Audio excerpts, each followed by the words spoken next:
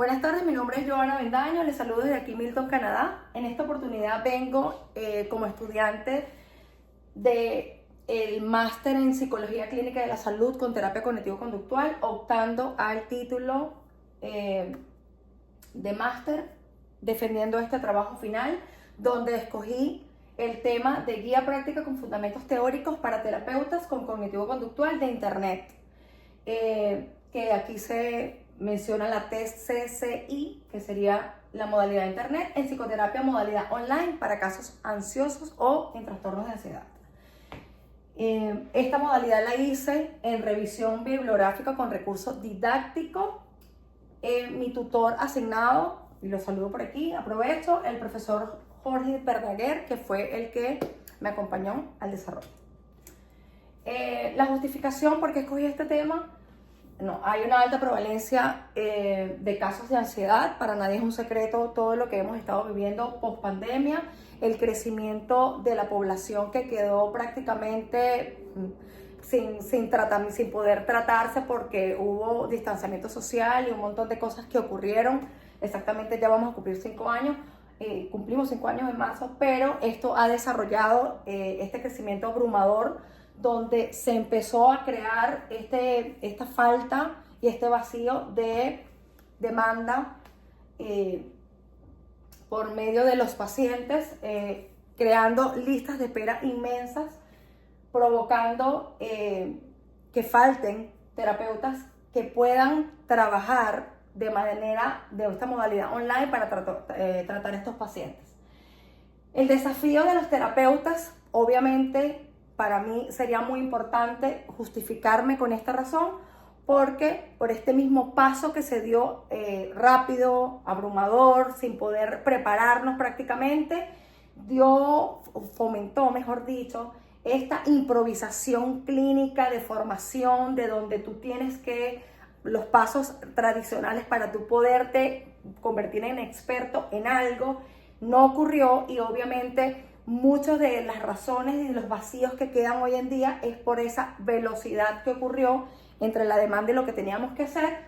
Quedó ese vacío de literatura porque no existe hasta la fecha una guía específicamente para trabajar casos de ansiedad y convertirte de terapia cognitivo-conductual presencial, hacer esa migración, no existe. Entonces se propone, como el planteamiento del problema, por este vacío, se propone una guía con basamentos teóricos. La pregunta clave de investigación: a través de esta revisión bibliográfica y la elaboración de la guía se busca responder a la siguiente pregunta: ¿cuáles son los fundamentos teóricos, y las mejores prácticas para la aplicación de la teoría cognitivo-conductual en modalidad en línea en el tratamiento de ansiedad? Muy importante para nosotros como científicos de la salud mental buscar herramientas que estén validadas, que sean certeras, que tengan ese estudio longitudinal donde haya la capacidad de medir esa efectividad, esa eficacia, e incluso medir las limitaciones para poder mejorar, ¿no? El objetivo general es describir y analizar la eficacia, lo que venía hablando, la aplicabilidad de esta en todo lo que tiene que ver con trastornos de ansiedad. Esta revisión también tiene como objetivo crear esta guía para estos terapeutas que quieran hacer esa migración. Estos terapeutas ya deberían ser, está pensada para terapeutas en ejercicio que ya hacen su terapia cognitivo-conductual y que quieran hacer esa migración. Los objetivos específicos: explorar el enfoque principal y principales modalidades actualmente para la terapia cognitivo-conductual de Internet, comparar esta eficacia entre las dos modalidades y buscar ventajas y desventajas, describir la relación de rapport, cómo se da ese vínculo, cómo se da ese rapport cuando estamos trabajando esta modalidad de terapia para tratar casos ansiosos, implementar los hallazgos de esto y crear la guía, y luego poder predecir posibles escenarios si aumenta se aumenta la formación académica, formal, ética de estos colegas o profesionales de la salud con esta guía paso a paso, ¿no? Para poder ejercerlo de manera ética. Si eso mejora, si mejora ese escenario. Las variables seleccionadas para esta guía, yo escogí 3 variables porque es bien amplio el tema, pero me gustó la parte de la percepción del terapeuta, que no es más que cómo percibe, cómo experimenta el terapeuta, que venimos formados académicamente para trabajar con pacientes cara a cara, y cómo experimenta esta nueva modalidad donde hay una cierta lejanía y un montón de sesgos cognitivos y distorsiones cognitivas también existen, donde se siente que si no tienes el paciente al frente no vas a poder hacer o hacer tu trabajo, ¿no? Entonces, esto lo estudió Alar en el 2017 con su equipo, con sus compañeros. La otra variable que escogí es la experiencia del terapeuta con el uso de las herramientas digitales. ¿Cómo le va a ese terapeuta aprendiendo todas estas herramientas digitales? ¿Cómo se desarrolla, cómo se desenvuelve y cómo las emplea dentro de la terapia cognitivo-conductual para poder ejercer el desarrollo, el tratamiento, ¿no?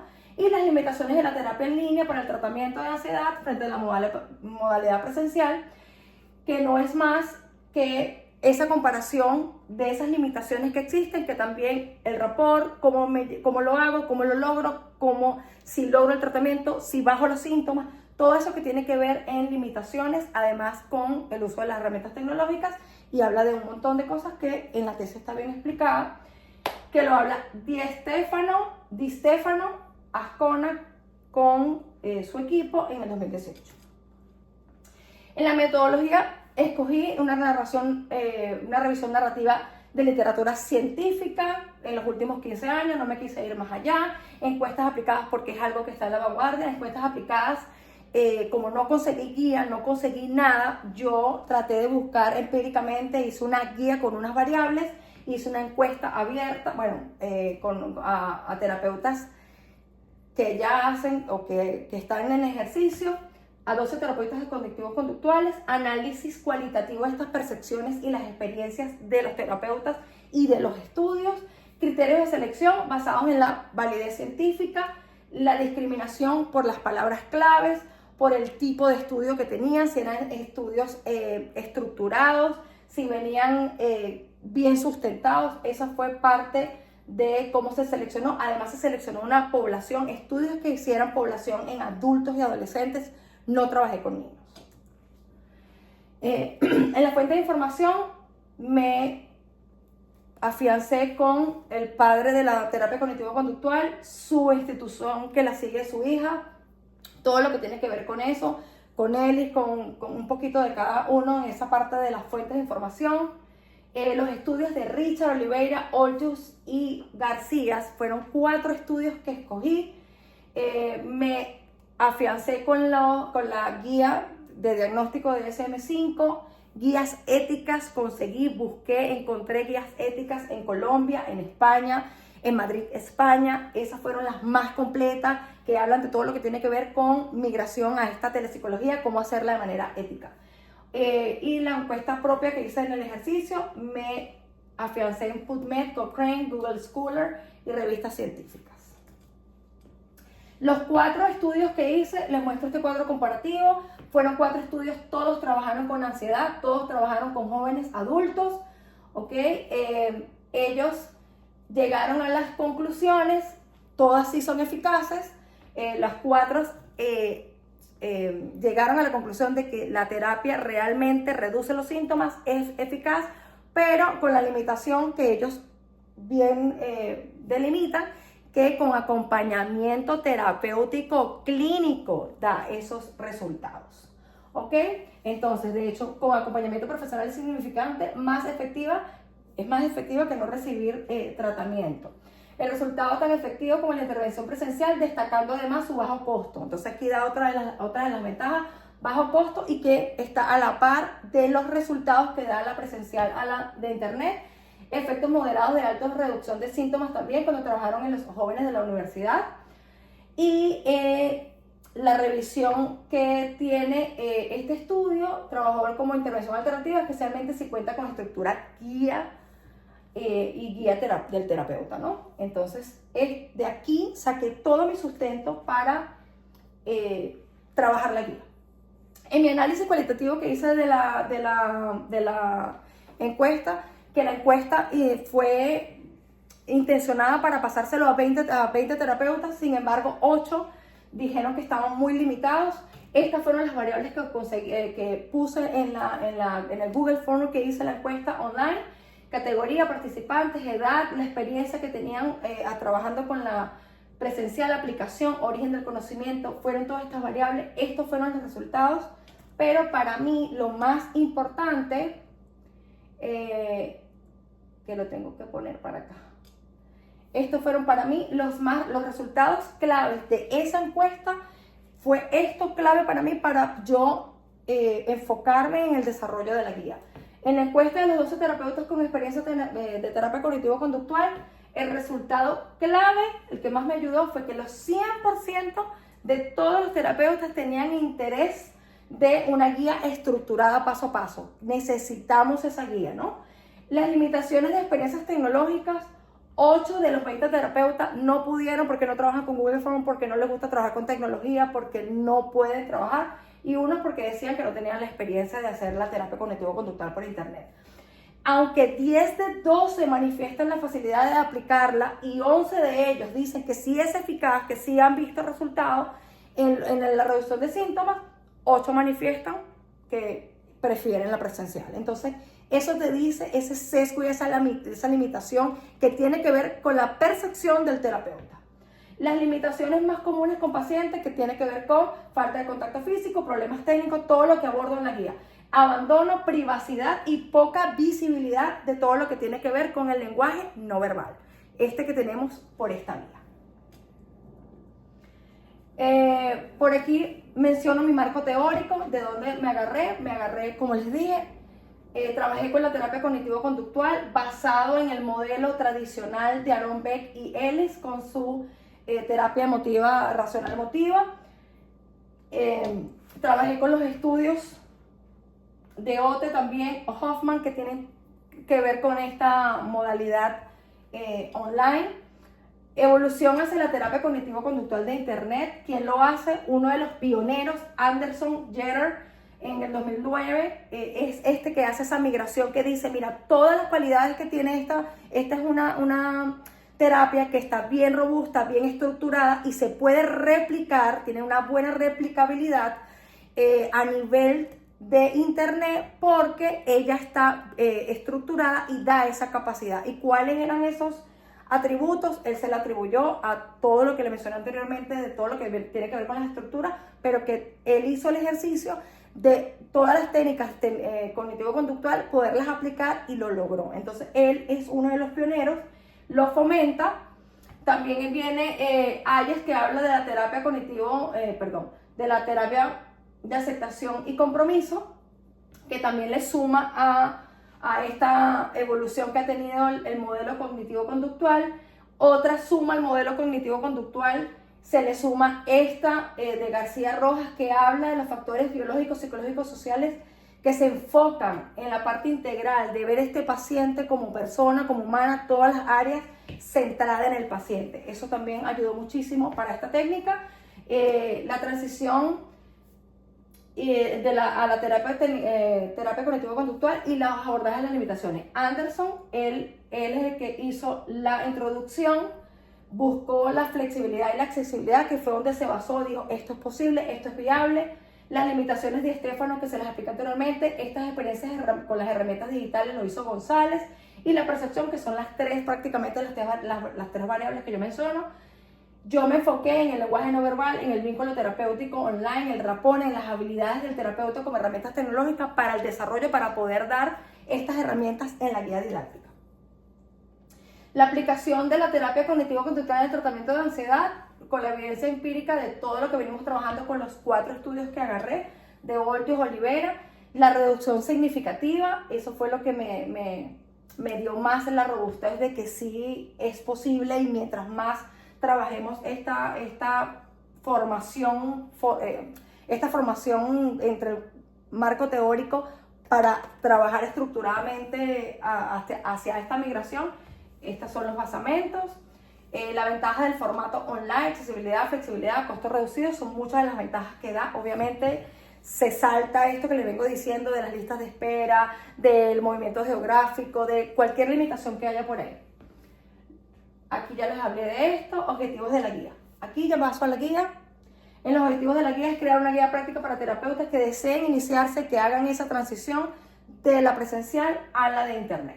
Componentes clave de la guía, aspectos éticos de implementar la telepsicología. Aquí menciono toda la importancia que tiene que ver cómo se deben formar, cómo deben estudiar con estas guías, cómo deben agarrar la parte legal, ética, aspectos legales. Aquí hablo de los consentimientos informados, cómo los cuida, los protege a la hora de ejercer en la modalidad online, cómo deben ser robustos también y no pueden dejarse flexibilizar en, bueno, porque estoy online, lo hago de una manera más informal. No, esto le da la estructura de formalidad para cuidar la herramienta como tal, y para cuidarnos a nosotros y a los pacientes la seguridad, ¿no? ¿Cómo aplicar las técnicas cognitivo-conductual de modalidad online?